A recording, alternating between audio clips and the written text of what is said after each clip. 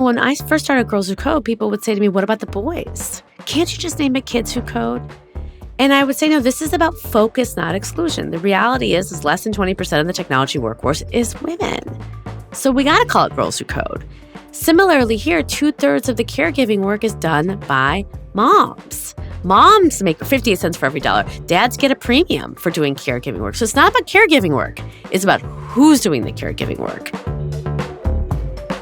Hi, and welcome back to the New Rules of Business by Chief. I'm Carolyn Childers. And I'm Lindsay Kaplan, and we're the co-founders of Chief, the most powerful community of senior executive women. On this podcast, we challenge preconceived notions of leadership and how underrepresented communities, particularly women and women of color, are specifically impacted. And the question we're asking today is, how is going back to, quote, business as usual hurting working parents? This is a special episode too. It's our first interview of season 4. Oh gosh, the podcast turned 4 seasons old already. I remember watching this little podcast take its first steps, say its first word. What was the first word, Lindsay? Do you remember? It was hi. I'm Carolyn Childers. And this is the New Rules of Business. Well, I guess we know which one of us is the sentimental one, but I am really glad that we're able to have this conversation and address the ongoing childcare crisis for our first interview of the season. Yeah, the lack of affordable and accessible childcare for working parents truly is a crisis for families and businesses. A recent report found that this crisis costs companies $23 billion a year in productivity challenges. And we just went through the epitome of productivity challenges, summer break. Oh, Lord. And you know, I'm super lucky. I actually sent my kids this summer to the same camp that I went to when I was a kid. And it sounds so, bucolic and lovely, but it's one of the hardest times of the year for a working parent to just kind of have that giant shift away from school, do a new schedule, arrange different modes of pickup, of drop off. It's a lot. And again, I'm one of the lucky ones because I have that worked out. But since the year 2000, the cost of childcare has actually exceeded the rate of inflation by over 40%. It's why one report found that during the summer, 57% of families had at least one parent make a job change that resulted in reduced income. But for us working parents, the pandemic changed the conversation because remote policies allowed us to have more flexibility and control over our schedules. But it now feels like we're just snapping back to the pre-pandemic era where we all close the blinds on the invisible labor and childcare responsibilities that women are shouldering. We came so far. And now huge companies are mandating employees have to return to HQ or they risk losing their jobs. And nationwide, the number of weeks being offered for family leave has dropped. And even worse, the number of employers offering paid family leave beyond what's required by the law dropped from only about half, 53% offering paid family leave during the pandemic to now only 35% this year. Knowing that only 13 states offer paid family leave, what can we do as business leaders to change how this is impacting all of our working families? So that's why I spoke to this week's guest, the incredible Reshma Saujani. She's the founder and CEO of Moms First, formerly known as the Marshall Plan for Moms. And she also wrote the bestseller, Pay Up, The Future of Women in Work and Why It's Different Than You Think. Not to mention, she also started Girls Who Code. Because she is the greatest of all time. So today, Reshma and I talk about how businesses can change the culture to support working parents. We also talk about how the lack of childcare drives women out of the workforce and, most notably for us, out of that C-suite pipeline. And she also shares why she started meeting with a monk every week. Really? She met with a monk every week? I can't wait to hear that one. She did. She did. Let's do it.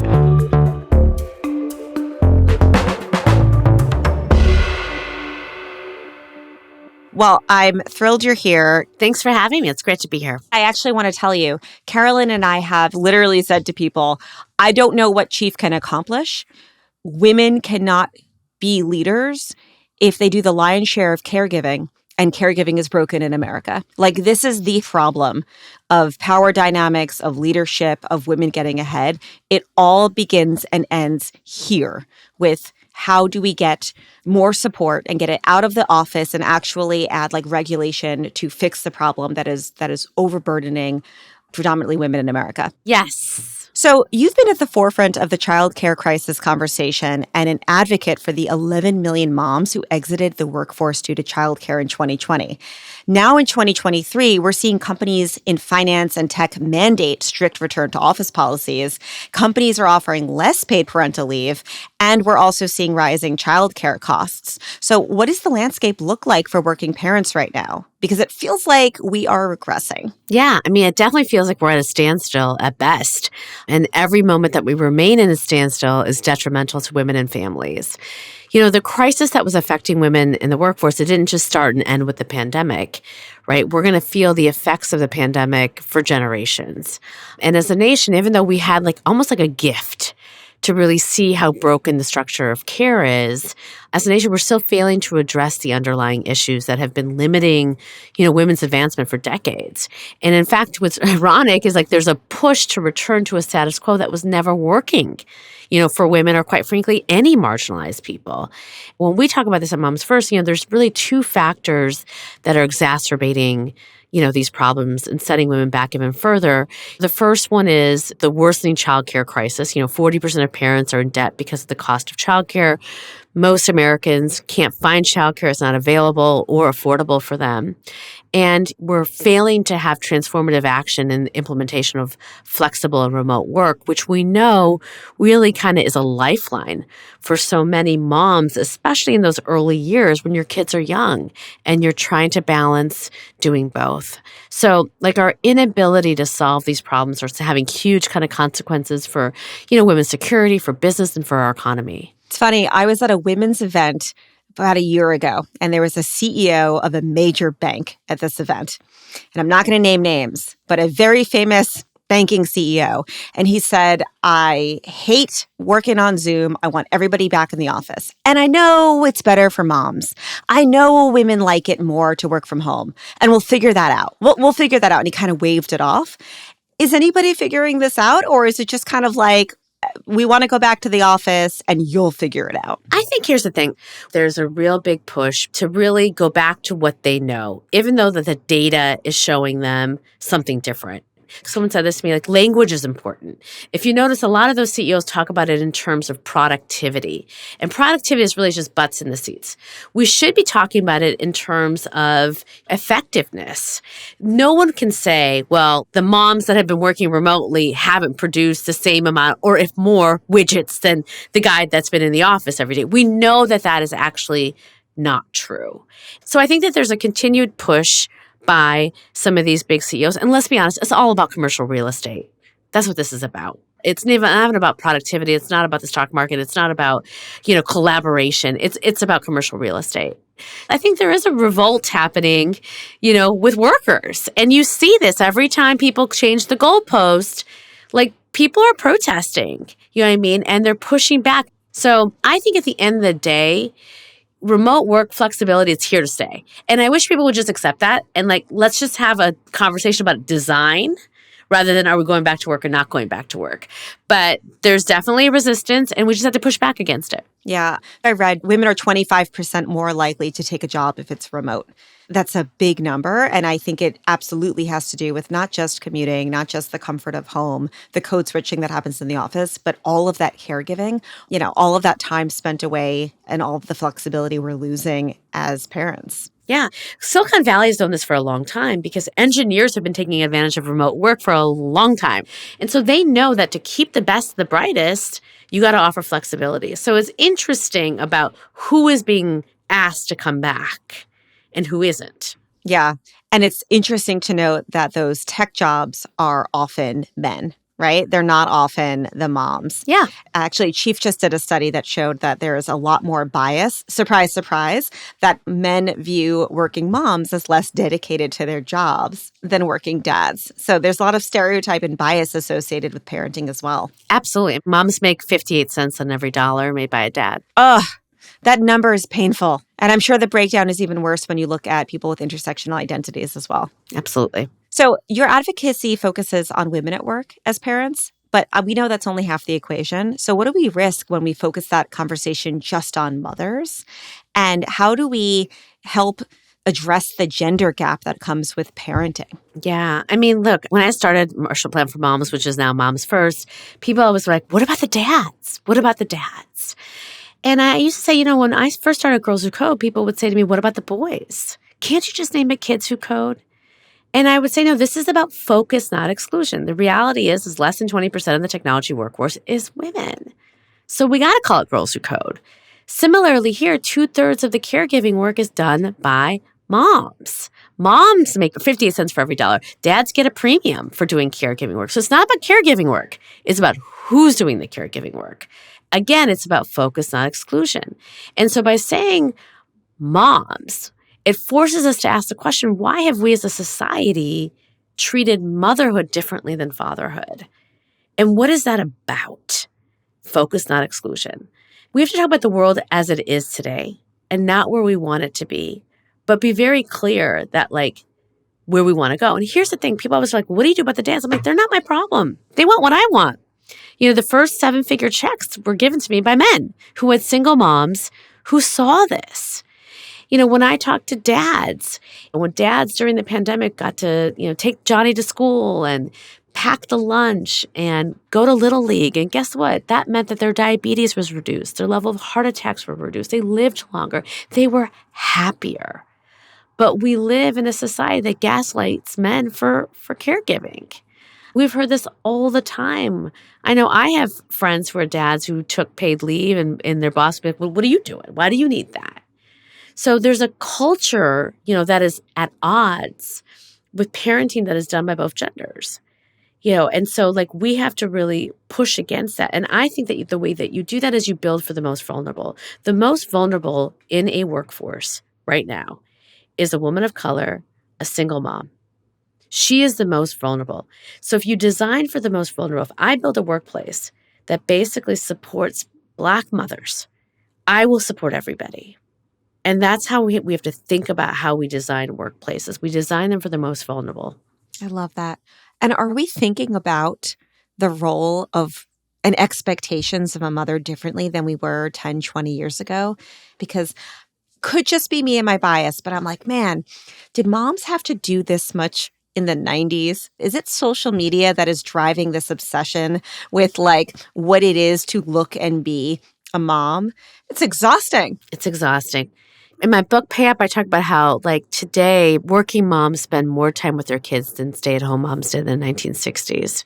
And so much of that is about the expectation. You know what I mean? It's funny, even something like the fact that, so when I go speak on panels and I'm away from my kids, I hate it. I hate being away from my children. But I love my work. I want to live a life that is equanimous, right? That I'm able to do the work that I want to do in this world, and I'm able to show up and be with my kids the way that I want to show up and be with my kids.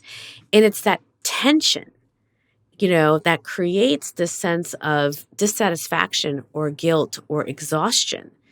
But if we gave people control over their schedules and their lives, it would change everything. Right back to remote work. It ties right back to flexibility. It ties right back to you being able to do the work, be at home, and have FaceTime with your family. There are things that happen to us as people every day. Dogs we're losing, children that are sick, parents that are dying, illnesses that we just learn about. And what's different, I think, about this moment now is that we feel like we actually don't have the space to actually fully feel and live those experiences because we have to show up here and be here and do this and do that. And I think that is what is exhausting people, right? And so when you have a workplace that allows you to meet life where life is meeting you right now with empathy and with compassion, right? Everybody on my team was just I had to just tell one person who told everybody, and everybody was took over my calendar. You know what I mean? And because my instinct is to no, I'm going to show up for that. I'm going to show up for this. I'm going to be here. I'm going to be there, right? Even though I'm dying. And I think the reality is right now we have far less empathy for one another than we did, I think, 30 years ago. They surveyed Democrats and Republicans. They said, if you saw somebody falling down on the street that was of a different party than you, would you pick them up? And 75% of Republicans said no, and like 75% of Democrats said no. That is crazy. And so we've lost our sense of compassion and of empathy. Oftentimes, even now with the work that I'm doing on Moms First, I hear from people who don't have kids. Like there's an article I just posted on my Instagram feed about how people think that maternity leave's a vacation or sabbatical. And so really that's where we've come to. Just because you're not benefiting from something, you think that nobody else should. And that kind of shows up again in the words of the bank CEO of well, no, I want what I want, even though I know that it is actually healing for other people. Yeah, and we'll figure that out. Somebody else will figure that out, right? Yeah. What do you think's creating that chasm of empathy that's just eroding in an American society right now? Loneliness. I think we're so disconnected. I think the pandemic really shifted people's social behaviors. And I think really shifted women's social behaviors. I mean, if you think about it, we need women to be social because we basically make the community, we make the family, we make the school, we make everything, right? I don't know if you've found this, Lindsay, but I definitely socialize far less than I used to. I retreat a lot more. And I think we feel again, so lonely and so disconnected from one another that it's making us angry. And so what people really need right now is to find connection. Yeah. I've moved, I think, from that feeling to I want to learn. For example, started working with a monk. And so every other week I have an hour appointment with a monk. And we talk about what I read and what I think, what's on our minds about spirituality and about connection and about compassion. I don't know if I realize I don't have any hobbies, but my hobby is my hourly conversation with my monk, right? And so I think we have to give ourselves permission and space to kind of do those things because that's how we grow and that's how we find and feel joy. Yes, I love that. I want to go back to childcare, in part because many of us don't have hobbies because we're watching our kids. Yeah. I have a 3-year-old and a 7-year-old. I like to tell people I'm in it. I'm in it right now. I feel like I go from shower to work to bedtime. And so childcare plays such an important role. And the cost is soaring. It's astronomical. Since 2000, the cost of childcare has exceeded the rate of inflation by 41%. In many cities, childcare costs a quarter of a family's income, at least. And what impact does it have on families today?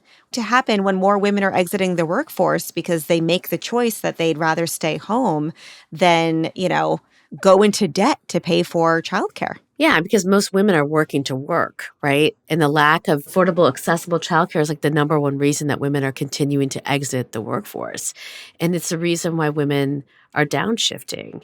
And it's the reason why that families are having kind of impossible discussions on how to support their economic security. So it's the center of everything. So we've launched this National Business Coalition on Childcare. We have over 40 plus companies that have joined because the narrative shift that we're trying to have is that childcare is not your personal problem to solve. It's a business imperative.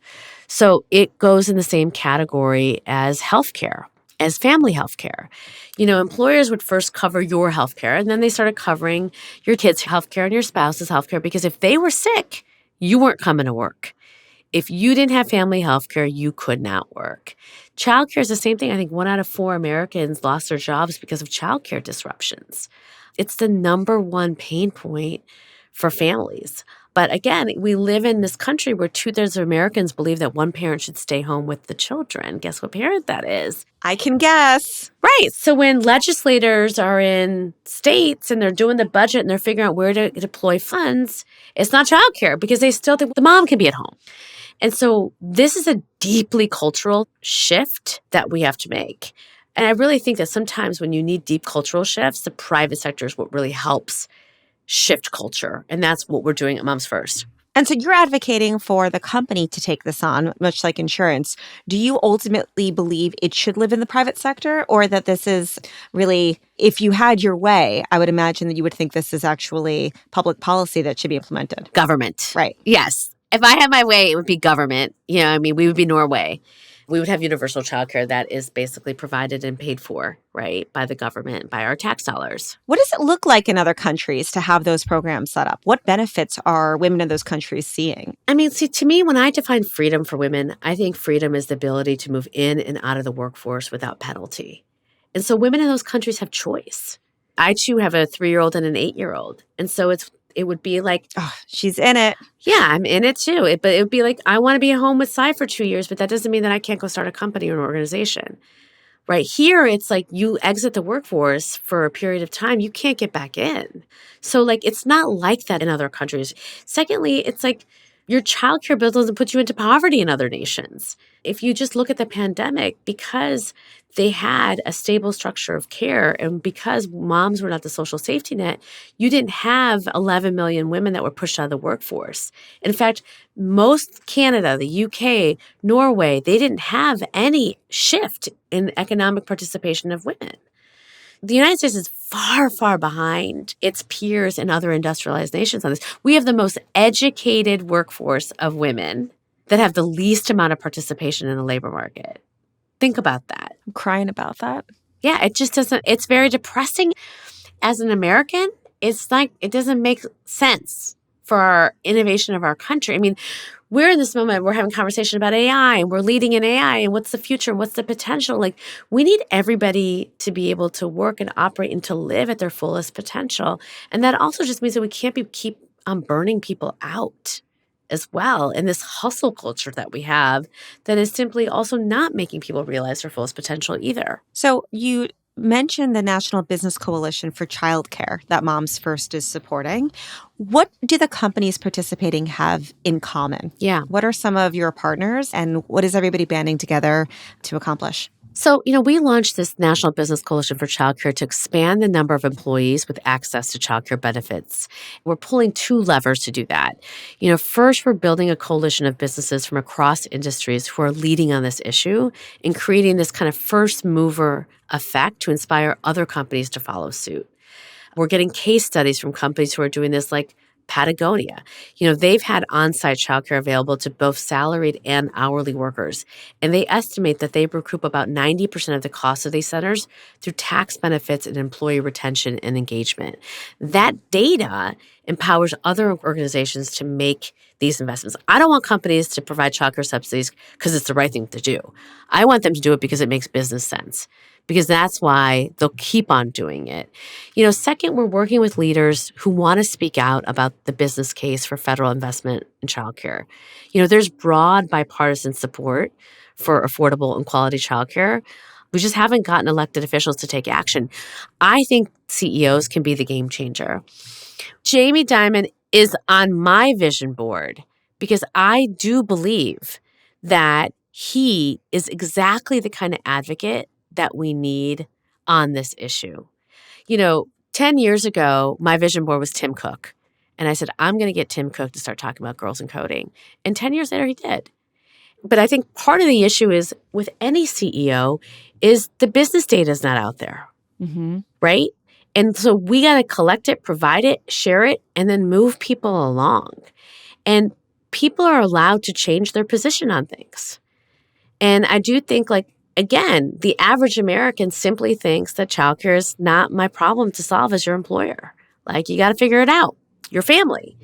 And so we have to move that conversation to say, no, it's our problem. We got to figure it out, because when we figure it out, we win as a company. What are some company policies that you've seen in action that work really well? Yeah, one of our partner companies is providing cash subsidies to store managers that work in retail. And that, again, has led to retention. It costs 20% of somebody's salary to replace somebody within a year. So it's a cost savings. You give me a cash subsidy, I'm sticking with you. We have companies who have open commercial real estate that are turning it into childcare centers, right? That's been a game changer because, again, if you talk to companies like at Disney, like at Google, who participated in the company's childcare center, they've been at that company for 20 years.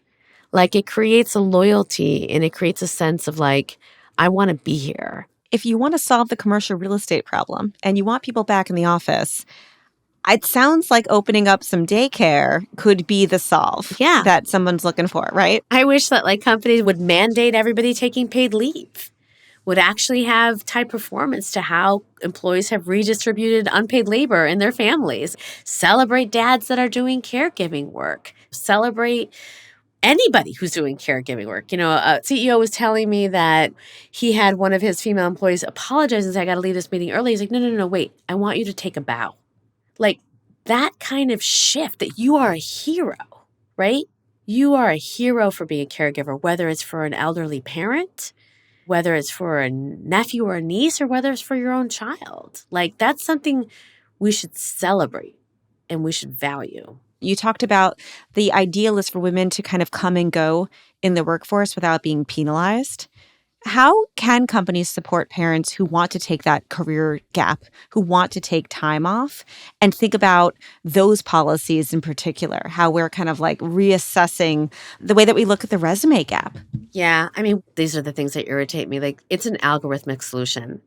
Any company that still has algorithms that are spitting out gaps in resumes that's unacceptable. Do we really believe that if you're a freaking PhD or you have your master's and you take 6 months off or 12 months off that you suddenly lost your intelligence or your brain or your capacity or your ability? I mean, come on.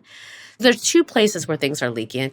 I was talking to a behavioral psychologist, and he was saying the pipeline for women is the leakiest 3 to 5 years into their career before they've actually become a mom, but in anticipation of being a mom. Right? So it's like, I may not even be in a relationship. I don't have a kid, but I look around and I don't see anybody who has the things that I want. So I'm out. We have to change that culturally, right? And that goes two ways. One, I think for us to get super scientific as employers to say, wait, why are people really leaving? And how do I change that? So like, I was interviewing like a 16-year-old today, and she said something so profound. I said, when you kids talk about leadership, what are you looking for? And she said, you know what we're looking for? We're looking for leaders to actually solve their problems instead of us telling them to. So like, again, if you're a company and you know that women have been leaving forever at this time, why do I have to come and tell you to fix it? Why can't you recognize you fix it yourself? Just like the fact that we know that the reason why we had to build returnships is because women were not able returning. When they were returning, they didn't feel welcome. Right.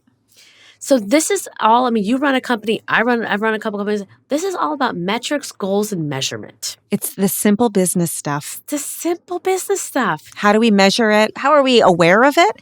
And then working towards a simple solution to fix it. How many moms did I leave in year one? And great, maybe in their exit interview, they're telling me that they're leaving because they want to spend more time with their kids. Like, sure. Bullshit, right? They're leaving because they don't feel comfortable, welcome, or able to basically, again, see their children and be effective. So like, know the truth about that. And then how do you, again, set a goal of where you want to be? And then what are the policy things that you put into place to test it out? So like, this is kind of what I want to see more from companies on this particular issue. So if you could write a new rule for business that would help working parents succeed, what would the new rule be? Employers must subsidize childcare for employees, period. Period. She said what she said. All right. And then one more closer, which is we always ask, what's the best or worst piece of leadership advice you've ever received? I mean, the best piece of leadership advice I've received is, let failure be your inspiration. I love failure. It's such a gift. You don't learn when you're winning. No, you don't. I love it. Well, thank you. Thank you so much, Lindsay. It was great seeing you. It was great seeing you. Thanks for joining us today.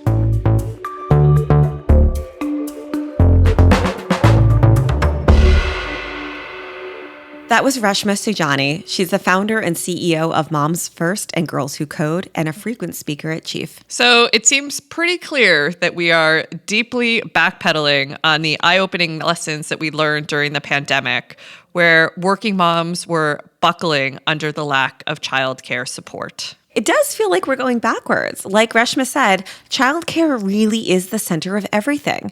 The pipeline to the C-suite, the gender pay gap, the mental health crisis. Yeah, there's a common misconception that women who don't have children are exempt from these biases. But the bias actually comes for everyone. And the gender pay gap largely exists simply due to women's potential for pregnancy. And it actually impacts men too, because working dads are shamed into skipping parental leave, which then fuels the vicious cycle of people thinking that women with children are not as committed to their jobs just because they have to shoulder more of the childcare. Oh, the bias does come for everyone. And one stat that Reshma shared that just personally broke my heart is that America has the most educated workforce of women with the least amount of workforce participation. Right now, women don't have a whole lot of options when it comes to childcare, but there are policy solutions. And there's an opportunity for CEOs to really lead this culture change and mandate that everybody needs to take leave for a pregnancy, regardless of your gender. Yeah. And other ways to make change is to just not disqualify a resume because you see a gap. You've got to consider stipends that can be used for caregiving costs. And for a totally free solution, treat the caregivers in your companies like the heroes they are, right? Don't let them apologize for leaving early or for missing a meeting due to caregiving responsibilities. Celebrate and support them. And by the way, I need to leave this podcast early to go pick up my kids. I celebrate and support you, Lindsay. I do. Model it from the top, Carolyn. So that apparently is all for this episode of the New Rules of Business by Chief, because Lindsay's gotta go. I gotta go get my kids. So look, I'm racing out of here. Celebrate me. Don't miss out on all of our Chief content. You can get more podcast episodes by following the New Rules of Business on your favorite podcast app. And if you want to learn more about Chief, just head to our website, chief.com. Chief is the most powerful community for senior executive women, designed to create meaningful connections with fellow executive leaders that'll unlock transformative outcomes for your career. Thanks to Sharon Yee, Courtney Conley, Mercy Harper, and Mason Melton at Chief, and to our entire production team, Pod People. Our music is by Colin Hatch. I'm Carolyn Childers. And I'm Lindsay Kaplan. Thanks again for listening.